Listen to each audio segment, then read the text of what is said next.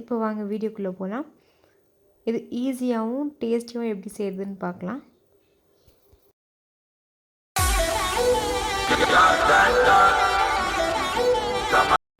Video skip பண்ணாமல் ஃபுல்லாக பாருங்கள் ஃப்ரெண்ட்ஸ். நான் இப்போது 1 கப்பு சாதத்தை எடுத்து வச்சுருக்கேன். உங்களுக்கு சாப்பாடு ரொம்ப வெந்துச்சு கொஞ்ச மாதிரி வெந்துச்சுனாலும் நீங்கள் இந்த ரெசிபி செய்யலாம்.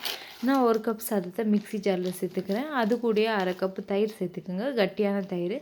இப்போ தேவைக்கேற்ப உப்பு சேர்த்துக்கலாம். சாப்பாட்டில் ஏற்கனவே உப்பு சேர்த்து வச்சுருப்போம், ஸோ பார்த்து சேர்த்துக்குங்க. அது கூடயே ஒரு வெங்காயம், கொஞ்சமாக கொத்தமல்லி தழை போட்டு நல்லா ஒரு 3லேருந்து 2 வாட்டி பல்ஸ் பண்ணி எடுத்துக்கோங்க. ரொம்பவும் மீன்ஸ் அடிச்சிடாதீங்க. பல்ஸ் மூலியே ஒரு 2லேருந்து 3 வாட்டி பல்ஸ் பண்ணி எடுத்துக்கோங்க. இப்போ நம்ம தாளிச்சிடலாம்.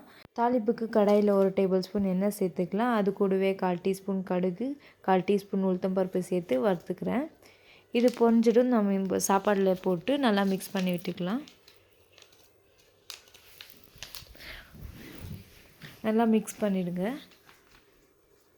இப்போ அடுத்ததாக நம்ம ஒரு கப்பில் 2 டீஸ்பூன் அளவுக்கு மைதா சேர்த்துக்கலாம். மைதா சேர்த்துட்டு ஒரு பிஞ்ச் சால்ட் சேர்த்துக்குங்க. சால்ட் சேர்த்துட்டு தண்ணி சேர்த்து நல்லா ஒரு பேஸ்ட் மாதிரி மிக்ஸ் பண்ணிக்கோங்க. கட்டி எதுவும் இல்லாமல் கரைச்சிக்கோங்க. பாருங்கள், நல்லா மிக்ஸ் பண்ணி விட்டேன். கட்டி எதுவும் இல்லாமல் இந்த பதத்துக்கு கரைச்சி விட்டுக்குங்க. இப்போ அடுத்ததாக சாப்பாடு, பிரெட் க்ரம்ஸு, ஊறுகாய், அதுக்கப்புறம் நம்ம அரைச்ச பேஸ்ட் இது எல்லாத்தையும் ரெடி பண்ணி எடுத்து வச்சுக்கோங்க. இப்போ நான் எலுமிச்சை பழம் சைஸ் அளவுக்கு சாப்பாடு எடுத்து நான் உருட்டிக்கிறேன். உருட்டி இப்படி தட்டியாக பண்ணி ஃப்ளாட்டாக தட்டிக்குங்க. இப்போ நடுவில் நான் கொஞ்சம் ஊறுகாய் வச்சு அது கவர் ஆகிற மாதிரி நல்லா உருட்டிக்கிறேன். இப்போ உருட்டின தயிர் சாதத்தை நம்ம இந்த மைதா மாவு பேஸ்ட் பண்ணோம் இல்லையா, அதில் டிப் பண்ணி அதுக்கப்புறம் நம்ம பிரெட் க்ரம்ஸில் கோட் பண்ணி எடுத்து வச்சுக்கலாம். பாருங்கள், நல்லா டிப் பண்ணுங்கள். இப்போ இதை நம்ம அடுத்ததாக பிரெட் க்ரம்ஸில் கோட் பண்ணிக்கலாம். ஒரு ஸ்பூன் இல்லை ஈரம் இல்லாத கை வச்சு நல்லா கோட் பண்ணுங்கள்.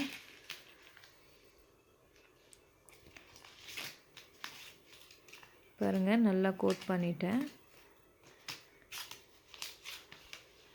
எல்லா இடத்துலையும் படுற மாதிரி நல்லா கோட் பண்ணிவிட்டு நம்ம ஒரு பிளேட்டில் எடுத்து வச்சுக்கலாம். இதே மாதிரி எல்லாத்தையும் கோட் பண்ணி எடுத்து வச்சுக்கிட்டேன். கோட் பண்ணிட்டு உங்களுக்கு டைம் இருந்தால் ஒரு 10 மினிட்ஸ் ஃப்ரிட்ஜில் இல்லையோ அப்படியே செட் ஆக விடுங்க. அப்படி இல்லைன்னா நீங்கள் அப்படியே கூட பொரிச்சு எடுக்கலாம். நான் அடுத்ததாக எண்ணெய் சூட் பண்ணிக்கிறேன். நிறைய எண்ணெய் வேணும்னு இல்லை, ஒரு ஷாலோ ஃப்ரை அளவுக்கு எவ்வளோ எண்ணெய் வேணுமோ அவ்வளோ எண்ணெய் சேர்த்து கொஞ்சமாக சூடானதும் நீங்கள் பொரிச்சு எடுத்துக்கலாம். ரொம்ப சூடாகணுன்னு அவசியம் இல்லை. பாருங்கள், நம்ம மீடியம் ஃப்ளேம்லேயே கோல்டன் ப்ரௌன் ஆகிற வரைக்கும் நம்ம பொரிச்சு எடுத்துக்கலாம்.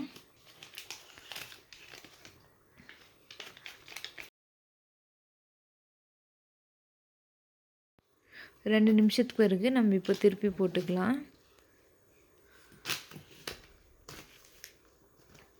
நல்லா ஒரு மீடியம் ஃப்ளேம்லேயே குக் பண்ணுங்கள்.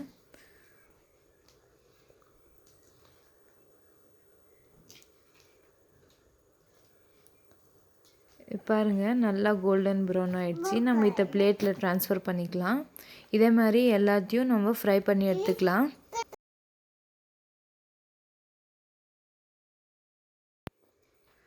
பாருங்கள், சூப்பரான கர்ட் ரைஸ் ஃப்ரிட்டர்ஸ் ரெடி ஆகிடுச்சு.